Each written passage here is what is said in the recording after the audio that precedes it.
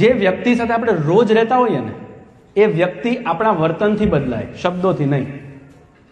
તમારે તમારા બાળકની સાથે રોજ રહેવાનું છે, અને બાળકની સાથે રોજ રહેવાનું હોય ને તો બાળકમાં પરિવર્તન લાવવું હોય ને તમારા શબ્દોથી નહીં લાવે, કારણ કે એને તમારી કથા ખબર જ છે. જ્યારે તમે ગુસ્સે થાવ છો અને ગુસ્સે થઈને તમે પહેલું વાક્ય બોલો છો, હું તારા જેટલો હતો, એને આખી સ્ટોરી ખબર છે, મોઢે છે. સમજાય ગઈ વાત? એટલે તમારી આ કથા એને ઇન્સ્પાયર અમુક લેવલ સુધી કરવાની ત્યાં લગીન કરી દીધી. હવે શું વિચારે છે, પપ્પા તમે ત્યારે જે હતા જોરદાર હતા, અત્યારે હું તમને જોઉં છું. અને હું એક જગ્યાએ પરિવારના સંમેલનમાં મને બોલાવ્યો, ત્યાં હું એક સરસ વાક્ય ભગવાનની કૃપાથી નીકળી ગયું, એવા વ્યક્તિ બનો જીવનમાં જેવો વ્યક્તિ તમે તમારી દીકરી માટે શોધવાના છો.